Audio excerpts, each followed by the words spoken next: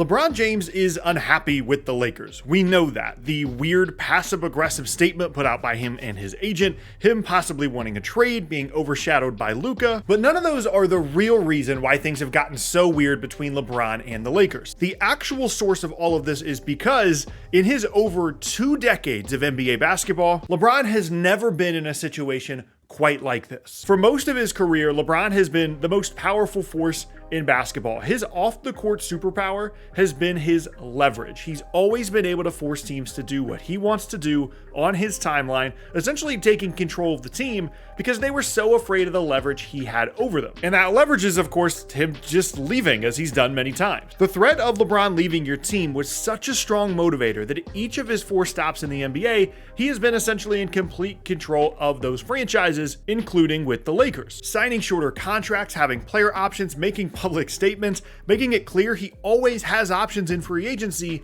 all of these were tools of control. Make this trade, sign this player, draft this prospect, make aggressive moves, trading away future first-round picks. Do all of this, or I'm going to leave. And I'm not only going to take myself on the basketball floor away from your franchise, I'm also going to take away hundreds of millions of dollars of franchise valuation as well. Which, by the way, each of these franchises also got a title out of LeBron being there, so they're doing pretty okay in the deal as well. But where he's at with the Lakers right now is completely different. All of that control that he has exerted for 2 decades in the NBA is now gone because the Lakers simply do not care if he leaves, and that is a situation he has never been in before. When LeBron joined the Lakers in 2018, they clearly desperately needed him. They had missed the playoffs for 5 straight seasons with some truly terrible records during that time. It was the bleakest time period in the franchise's history. I mean, this is a franchise that in their entire time in the NBA, going back to the merger in 1976, had only missed the playoffs 2 different times prior to that 5-year stretch right before LeBron got there. They had some interesting young guys at the time, but even with that talent, they were not going to be winning big anytime soon until LeBron showed up. And that immediately established this connection between him and the franchise that they really needed him, just like every other stop in his career. But the feeling was actually arguably even more strong in LA than it had ever been. I mean, they were in the middle of this terrible stretch as a franchise. They have cap space in 2018. LeBron shows up, signs there. A year later, they trade for Anthony Davis and they win an NBA title. And at that point, LeBron and Clutch had taken full control of the Lakers. They were trading future first-round picks left and right. When things fell apart after they won the title, LeBron convinced them that trading for Russell Westbrook was the solution.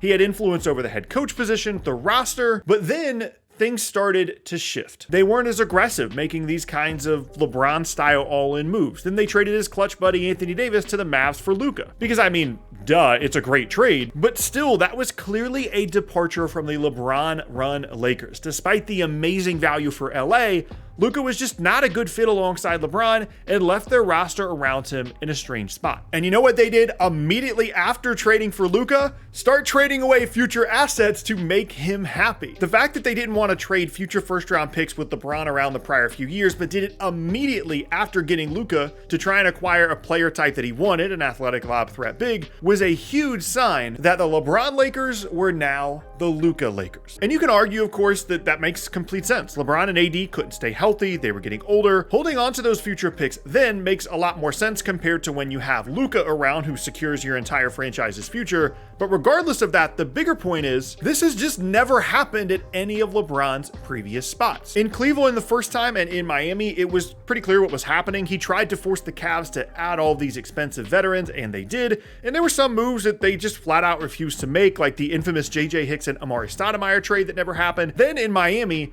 obviously he was the architect of him and Wade and Bosh all coming together. And then over the years, he had a lot of influence on the roster, including notoriously getting them to draft Shabazz Napier in the first round and then just leaving in free agency not long after. Then back in Cleveland the second time, he was the driving force behind trading for Kevin Love, trading away the future first overall pick in Andrew Wiggins, and other moves. And he ultimately did leave each of those stops, but it wasn't because they stopped doing what he wanted, it was because he thought that there was a better chance to win elsewhere. But a key difference in those situations and the Lakers is simply how long LeBron had been there.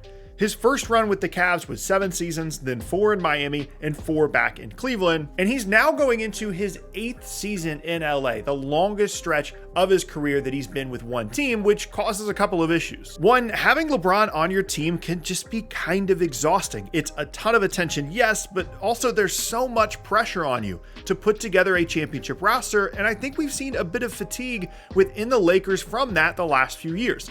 Feeling that constant pressure to put the future of the franchise on hold to try and push the team to its win now limit, while LeBron simultaneously becomes less capable of carrying a team as he ages, is just a really tough spot to be in and makes the Lakers want to start to consider moving on. And two, as I mentioned before, a big reason LeBron left the Cavs after 7 years, then the Heat after 4, then the Cavs again after 4, was because he saw better opportunities to win at a high level elsewhere, which is by his own doing, because when you're making these all-in moves all the time, eventually the bill comes due. And then LeBron moves on as he did at each of his previous stops. But in his time with the Lakers, that just hasn't happened. First of all, because he wants to be in LA. That was a big draw for him when he joined the Lakers in the first place. He wanted to explore a ton of things outside of basketball. He wanted to have his family there. Many of his businesses are there. As much as the Lakers did have some exciting young pieces, cap space, and as we saw later by trading for Anthony Davis, the assets to add a star to the roster, all those things were great, but if they existed in a smaller market that wasn't LA, I doubt LeBron would have went there. It's not that he didn't join the Lakers for basketball reasons at all. It's just that them being in LA was a huge factor in his decision, and consequently a huge reason why he hasn't left. He likes being a Laker, he likes being in LA, and with potentially just 1 year left in his career at this point,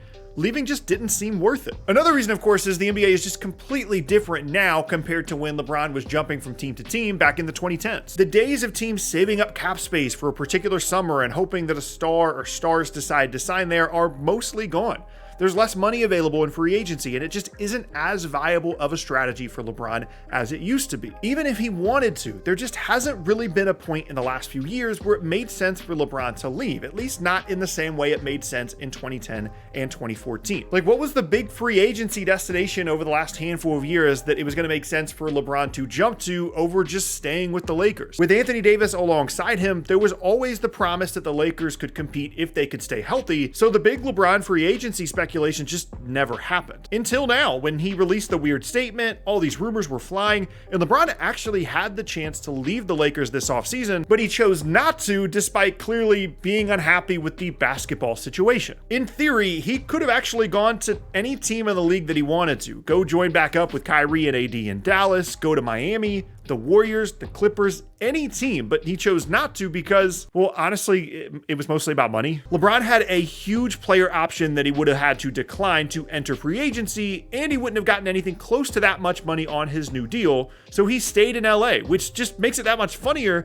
that he made it weird and he's been unhappy because he literally could have gone anywhere. But of course he didn't. And then afterwards there was trade rumors and speculation, but I really don't think LeBron wants to be traded because he never really has throughout his career wanted to be traded, and for good reason. I mean, technically he was traded to the Heat in 2010, but that was really just to make the cap stuff work when he went to Miami. But in terms of like an AD style trade demand, LeBron just hasn't done it. One, because he probably still has some scars from the PR nightmare that was the decision and doesn't want to take heat like that ever again. But two, he knows it just doesn't make sense basketball-wise. When LeBron joined the Lakers in 2018, they just signed him into their cap space. Same in 2014 with the Cavs and 2010 with the Heat. If each of those teams had traded for LeBron and gave up a ton of assets rather than just signing him outright, their entire destinies would have been different. The Lakers would not have had all the pieces they eventually traded for AD. The Cavs would have looked much different, and on and on and on. And as I established earlier, the whole point of LeBron leaving is to win. And he wants as many pieces on his new team when he gets there, thus his decisions to sign with teams in free agency. All of which leads us to where we are now, with LeBron appearing to be signing up for one last season with the Lakers and potentially in the NBA in general. And again, in a situation he's just never really been in before. The Lakers are operating on Luka's timeline now, not LeBron's. He's the extra in the movie, not the star. He can't force the Lakers to do anything, even with his pending 2026 free agency, because if he leaves, they simply don't care, which could lead to a very weird situation in LA this season, with LeBron possibly becoming a distraction, or maybe the trade rumors heat up towards the deadline and the season doesn't go well. Could we really get a mid-season LeBron trade? And it really wouldn't be all that strange if LeBron made it weird in LA, because he's done it before. He's done the publicly passive-aggressive thing with other teams. He's become a distraction,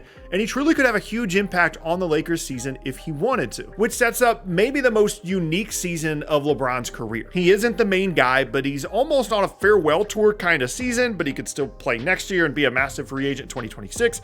But the Lakers don't really care if he leaves, and he has Luka freaking Doncic on his team, which is maybe the craziest part of all of this. Even if him and Luka aren't as clean of a fit as him and AD, if you're trying to win a title in LA and you want the team to go all in, and you might have 1 or 2 years left, isn't trading for Luka Doncic like the exact kind of move you would want your team to make? It's the biggest trade that any of LeBron's teams have ever made, an unbelievable stroke of luck and idiocy that the Mavs would even consider making the trade, and it fell right into LeBron and the Lakers' lap. And even if the roster around Luka isn't perfect, it's not like he's 20 years old. The Lakers are going to be making moves to win around him the same way that teams made moves around LeBron in his prime to try and win. And this should work. But after 2 decades of being the guy, of running everything, of being in control, clearly the adjustment from the LeBron Lakers to the Luka Lakers has been a difficult one for LeBron himself. And if he could just make it work, it could make for a really great ending to his career, but it might be an adjustment that he is just unwilling or unable to make.